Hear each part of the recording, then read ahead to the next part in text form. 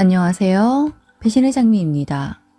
오늘은 결혼하고 돌변해버린 남편을 둔 사연자분의 이야기입니다. 사연자분의 남편은 결혼 전에는 다정했었다는데요. 결혼하고 난 뒤 갑작스레 자신에게만 알맞은 고집을 부리며 돌변해 버렸다는 사연. 지금 시작합니다. 저는 20년간 외동딸로 자라다가 20살이 되던 해 여동생이 생겼습니다. 저희 부모님께서는 항상 둘째를 기다리셨는데 부모님의 마음과 달리 둘째는 쉽게 찾아오지 않았고 그렇게 저 하나만 보고 키우시다 부모님 연세 45살에 동생이 찾아온 거였지요. 엄마는 노산이었기에 임신 기간 내내 조심을 하셨고 너무 다행히도 자연분만으로 동생을 낳으셨습니다. 동생은 너무 예뻤어요. 정말 신기하게도 제 어렸을 때 사진과 비교해보면 똑같더라고요. 동생은 너무 사랑스러웠습니다. 동생이 태어난 순간부터 엄마를 도와 함께 키웠습니다. 동생이 조금 자라고 나서는 놀이동산, 수족관, 동물원 모두 다 데리고 다니며 동생 또래 애기 엄마들의 정보에 엄마가 뒤지지 않게 동생을 키울 수 있도록 저도 열심히 함께 했어요. 제 월급의 10%는 엄마에게 동생에 관한 비용으로 사용하라고 드렸습니다. 그게 나이 차이 많이 나는 언니로서 해줄 수 있는 것이었어요. 저는 35살에 결혼을 했습니다. 남편은 아들 둘의 장남이었어요. 저희는 7년 연애를 했고 남편은 연애 때부터 제 동생을 귀여워해 주었었습니다. 동생이 방학 되면 방학 숙제로 박물관 등에 가야 했고 그럴 때면 남자친구가 늘 함께 해주어서 저희는 셋이 관람을 다니곤 했었지요. 그런 점들에 대해 참 고맙게 생각하고 있답니다. 저희는 둘 다 딩크를 지향했기에 아이를 낳지 않고 둘이 여유롭게 살았습니다. 처음엔 전세로 시작했지만 아무래도 각자 생활비와 꼭 필요한 지출만 하다 보니 그 외의 돈은 모아두었고 전세 재계약 대신 자가로 집을 사 이사를 했습니다. 저도 남편도 전문직이다 보니 가능했던 상황들이었지요. 결혼하고 5년째 되던 해 동생이 대학 입시에 쓴맛을 보았습니다.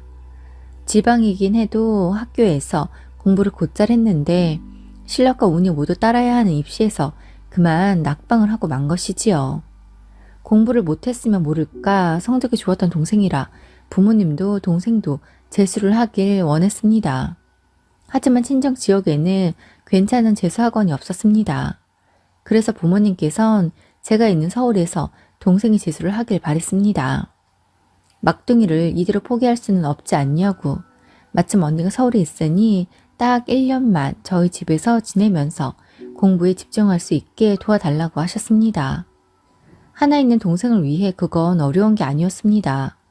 남편도 싫다고 할 리 없지만 그래도 상의는 해야 하는 것이니 남편에게 상황을 이야기하며 2월 말에 동생을 데리고 올라오려고 한다고 했습니다.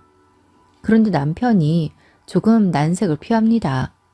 그래서 왜 그러냐고 하니 가끔 보는 거랑 함께 생활하는 건 다르다고 생각한다면서 처제가 있으면 자신이 집에서 편안하게 생활하기 어려울 것 같다면서 자신이 처제를 좋아하고 편안하다고 생각하지만 같이 살기는 어려울 것 같다고 합니다. 솔직한 말로 서운했습니다. 하지만 같이 사는 집이고 남편의 입장에선 그렇게 생각할 수도 있다고 생각했습니다. 그렇다고 동생을 혼자 지내게 할 수도 없었고 친정 부모님은 지금 살고 계신 곳에서 자영업을 하고 계시기에 동생을 따라 올라올 수도 없었습니다. 동생을 그냥 집에 두자니 1년의 기간이 생겼는데 기왕이면 더 좋은 학교 갈 수 있는 발판을 마련해 주고 싶었습니다. 그래서 남편에게 신경 쓰이지 않게 하겠다고 재수학원에 다니게 될 테고 매일 아침 7시경 나가서 수업 끝나고 집에 오면 11시가 다 될 거고 집에서 잠만 자고 나가는 것이라고 했어요. 하지만 남편은 아무리 생각해도 안 되겠다고만 합니다. 제 생각만 고집할 수도 없기에 다시 고민에 빠졌어요. 이제 20살이 된 동생을 혼자 지내게 하는 것도 정말 내키지 않았습니다. 부모님에게도 상황을 설명했고 당연히 사위가 괜찮다고 하실 줄 알았다가 예상과 달리 싫다고 했다고 하자 많이 서운해 하시더라고요. 동생은 이모네 집에서 지내기로 했습니다. 이모네 집은 서울에 인근한 경기권이라 수강해 놓은 학원까지 다니려면 저희 집에서보다 더 멀었지만 혼자 지내는 것보다는 낫다고 판단했기에 어쩔 수 없었습니다. 이모가 제가 1년인데 동생을 데리고 있기 어렵냐며 물어보더라고요. 왜 안 그렇겠어요. 40이 된 언니가 서울에 사는데 굳이 이모네에서 학원을 다니니 말이에요. 동생의 입장에서도 아무리 이모네지만 이모 식구들의 눈치가 보일 것 같아 주말이면 저희 집으로 놀러 오라고 했습니다. 동생은 속옷 빨래 등은 저희 집으로 가지고 왔습니다. 이모부도 계시다 보니 속옷 빨래는 못 내놓겠더래요. 그래서 항상 제게 가지고 와서 속옷을 빨아가고 먹고 싶었던 음식을 이야기하면 저와 만들어 먹거나 시켜서 먹었습니다. 그리고 일요일 저녁이면 제가 차로 데려다 주었지요. 저희도 주말에 일정이 있을 때도 있지요. 그런 날이면 혼자 들어와서 쉬고 있으라고 했습니다. 동생에게도 숨통 트일 구멍이 있어야 했으니까요. 동생의 재수기간 내내 남편에 대한 서운함이 계속되었지만 입장 바꿔서 시동생이 저희 집에서 지낸다고 하면 저도 불편할 거란 생각이 들어 이해하고 또 이해하려고 했습니다. 동생은 그런 상황 속에서 너무 고맙게도 수능을 이전에보다 더 잘 보았고 목표로 하던 대학에 합격을 하였습니다. 동생은 본가가 지방이다 보니 기숙사 신청을 하였고 기숙사에서 학교를 다녔습니다. 주말이면 알바도 하고 공부도 열심히 하며 학교 생활을 하였지요. 제 혼자만의 생각이겠지만 전 그런 동생이 조금은 안타깝기도 했어요. 타지에 와서 지내는 동생이 외롭지는 않을까 싶었거든요. 특히나 아플 때는 서럽잖아요.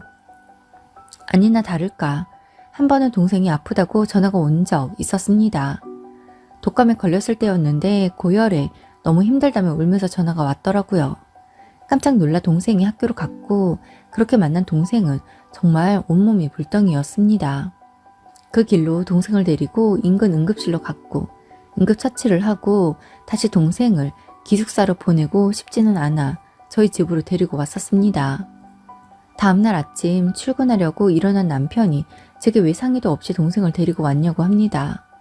그래서 어제 동생이 아프다고 하지 않았냐고 하면서 응급실 다녀온 이야기까지 했는데도 그래도 집에 데리고 오는 건 아닌 것 같다면서 저보고 너무 이기적이라고 합니다. 동생이 재수할 때도 주말에 저희 집에 오는 거 싫다고 해서 동생 대학 가고 난 이후엔 주말에도 집에 오게 하지 않았고 이번엔 밤새 아픈 동생을 다시 기숙사로 돌려보낼 수 없어서 잠시 데리고 온 건데 이렇게 말하니 솔직히 화가 났습니다. 그래서 어쩜 그렇게 말하냐고 8살 때부터 봐와놓고 뭐가 그렇게 불편하고 못마땅한 거냐고 아픈 동생이 여기에서 아는 사람이라곤 언니밖에 없는데 언니 집에도 못 오는 거냐고 했습니다. 그러자 남편이 제게 툴툴거리네요. 동생도 그런 형부의 반응을 느끼고는 제게 다음부터는 그냥 저희 집에 오지 않겠다고 오면 너무 제 남편의 눈치가 보이고 신경이 쓰인다고 합니다. 동생에게 너무 미안했어요. 그래서 남편에게 왜 우리 집에 동생이 오는 걸 당신 눈치를 봐야 하는지 모르겠다고 왜 내 동생이 와서 당신 눈치 보느라 제대로 쉬지도 못하고 저러고 가야 하는지 모르겠다고 이야기했습니다. 그러자 남편이 하는 말이 같이 사는데 서로의 눈치를 봐야 하는 게 맞는 거 아니냐고 혼자 사는 거면 모르겠지만 결혼을 해 함께 사는 것이니 상대와 모든 의견을 맞추는 게 맞다고 생각한다고 합니다. 그 말도 틀리다고는 생각하지 않아요. 하지만 그 적당한 선을 모르겠네요. 그러다 작년에 아버님께서 돌아가셨습니다. 저도 그렇지만 시댁 식구들이 상심이 컸지요. 그런데 얼마 전 남편이 제게 청천벽력 같은 통보를 했습니다. 어머니를 모시고 살게 될 거라고 합니다. 그래서 그게 갑자기 무슨 말이냐고 하니 어머니께서 외롭고 적적해서 우울증에 걸릴 것 같다며 울면서 전화를 하셨더래요. 아버님이 떠나가시고 어머니께서 속상하실까 저희와 동서네가 번갈아가며 매주 찾아뵈었지만 어머니께서는 외로우셨나 봅니다. 그러면서 어머님이 저희와 함께 살고 싶다고 했다고 해요. 동서네는 애들 키우며 살기도 힘드니 동서네와 합가하면 애들 보는 부모밖에 안 될 것 같다며 애들도 없고 큰 집에서 사는 저희와 함께 살고 싶다고 하셨다고 합니다. 그래서 그런 중요한 문제는 저와 상의해야 하는 거 아니냐고 했더니 이건 어머니와 관련된 문제인 만큼 상의를 하고 말고가 아니라 그냥 무조건 모시고 살아야 한다고 합니다. 그래서 그러면 동서애와 번갈아 가며 모시게 되는 거냐고 물으니 야, 엄마가 우리 눈치 보고 사냐? 그냥 우리 집에서 쭉 같이 살면 되지. 왜 이 집 저 집 다니면서 사셔? 내가 큰아들이잖아. 우리 엄마는 그냥 내가 앞으로도 계속 모실 거야. 남편의 일방적인 통보에 저도 화가 나. 당신 왜 일관성이 없어? 언제는 같이 사는 집이라도 뭐든지 다 상의해야 한다면서. 내 동생은 아파서 하러 와 있는 것도 난리를 치더니 어머니를 모시고 산다고? 그것도 일방적으로? 당신 정신이 어떻게 된 거 아니지? 이건 경우가 달라. 우리 엄마 문제라고. 우리 엄마와 관련된 일은 내가 결정하는 거고 당신은 그냥 따라야 해. 알겠어? 당신이 내 동생 재수하는 1년 지내는 것도 불편해서 싫다고 했지? 나는 얼마나 될지 모르는 어머니와 같이 지내는 거?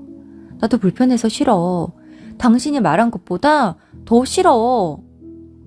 그러자 남편이 제게 불같이 화를 냅니다. 그렇게 남편과 결혼하고 처음으로 모든 걸 내려놓고 크게 싸웠네요. 그런데 한 달 뒤 시어머니가 저희 집으로 오셨습니다. 정말 어이가 없었습니다. 어머니께는 별말 하지 않았지만 남편에게 어떻게 된 거냐고 물으니 자신이 전에 말한 그대로라고 하네요. 7년을 사귀면서 항상 저와 의논하고 따뜻한 사람이었는데 정반대로 바뀌어버린 남편 때문에 너무나 혼란스러웠습니다. 남편에게 일주일 안에 어머니를 돌려보내라고 했습니다. 그러자 남편 말이 어머니 집도 이미 다 처분해서 어머니가 가실 곳이 없다고 하시네요. 그 말에 정신이 번뜩 들더군요. 그래? 그러니까 내가 분명히 다 이야기했는데 당신 하고 싶은 대로 했네? 당신 나 알지? 그간 그냥 좋은 게 좋은 거라고 생각했어. 그런데 말이야, 당신이 내 동생 재수할 때 딱 그 1년만 나와 내 동생 사정 봐줬으면 내가 지금 이러지 않을 거야. 내가 큰 며느리이니까 언젠간 어머님이든 아버님을 모시게 될 거라는 거 생각은 하고 있었거든. 그런데 그때 당신이 그랬잖아? 우리가 같이 사는 집이기에 서로 의견이 다르면 안 된다며. 그때 당신이 반대해서 내 동생 이모 집에서 지낸 거 알지? 대학 때 아파서 우리 집에 왔던 그 하루도 당신이 뭐라고 해서 연락은 애 다음날 그냥 돌려보낸 거 기억하지? 그래놓고 나보고 평생 어머님을 모시고 살라고? 나랑 얘기도 마무리하지 않고 어머님을 모시고 왔다고? 어쩌지? 싫어. 나 싫어. 나 어머니 모시고 못 살아. 그러니까 어머니 다시 모셔다 드려. 야, 처제는 이모님 댁에 갈 곳이 있었잖아. 우리 엄마는 집도 팔았다니까? 그러면 동서애로 모셔. 거기 가서 애들 봐준다고 하면 동서애는 싫다고 하지는 않을 거야. 우리 집에선 하실 일도 없고 애들도 안 보는데 눈치 보여서 어떻게 지내시려고 그런데? 그때 어머니께서 내가 네 눈치를 왜 보니? 우리 아들 집인데. 난 작은 아들네는 안 간다. 거기 갔다가 애들 보다 허리 나가. 내가 너희 신경 안 쓰이게 할 테니 여기서 좀 지내자. 어머니 죄송하지만 저희가 아직 상의가 다 안 되어서요. 상의 될 때까지만 동선에서 계세요. 너 진짜 싸가지 없다. 시끄러. 나 안 가니까 그렇게 알고 나가려면 네가 나가. 네 동생은 나랑은 다르지. 솔직히 그 나이 차이 많이 나는 동생이 네 동생인지 사돈이 밖에서 나온 아이인지 네가 어려서 사고친 애인지 알게 뭐냐? 내가 솔직히 그 어린 동생이 있다고 해서 처음부터 찝찝했어. 그런 애를 왜 우리 아들 집에 들여? 내가 우리 아들 결혼한다고 할 때 함부로 사돈처는 집에 들이지 말라고 했어. 엄마 말 잘 듣느라고 그런 애를 너는 알지도 못하고 잡니 잡아대길. 뭐라고요? 어머니, 그걸 말씀이라고 하시는 거예요?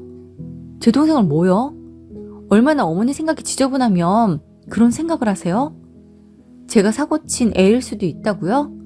그런데 결혼을 허락하신 거예요? 어머니, 그 말씀에 책임지실 수 있죠? 제가 동생이랑 친자 검사에서 아니라고 나오면 어머니 명예훼손으로 신고해도 돼요? 아이고, 이게 진짜 미쳤나. 시어머니를 협박을 하고 말이야. 너는 진짜 알수록 애가 못 쓰겠다. 그러자 남편이, 야, 우리 엄마가 그런 생각 할 수도 있지. 너 못한 소리가 없다. 너 지금 우리 엄마 내보내려고 트집 잡는 거지? 그러지 말고, 야, 나가려면 네가 나가. 당신, 그 말 후회하게 해줄게. 저는 그 길로 집을 나와 변호사 사무실로 갔습니다. 더 이상 이 사람이랑 살 수 없었습니다. 저희는 아이도 없기에 오로지 재산 분할만 잘하면 되었어요. 지금 우리가 살고 있는 집을 마련할 때 제가 더 많은 돈을 내었기에 전 더도 말고 덜도 말고 저에게 해당되는 금액을 정확히 돌려받아야겠더라고요. 역시나 남편은 반반을 주장하며 깨끗하게 헤어지자고 하더군요. 그래서 전 1원도 손해보지 못하겠다고 했습니다. 그렇게 저희는 재산 분배로 인해 소송으로 갔고 얼마 전 이혼을 했습니다. 이혼을 하고 난 뒤 남편이 제게 고집이 세서 이렇게 된 줄 알라고 합니다. 그래요. 제가 고집이 셀 수도 있습니다. 하지만 전 다른 상황에 서로 다른 잣대를 들이대는 남편을 이해할 수 없었고 자신은 되면서 나는 안 된다는 논리는 더 이해할 수 없었습니다. 소중한 내 동생은 하루도 머물 수 없는 우리 집에서 시어머니는 상의도 없이 평생 함께 살고자 강요하는 걸 거부한 제가 잘못한 걸까요?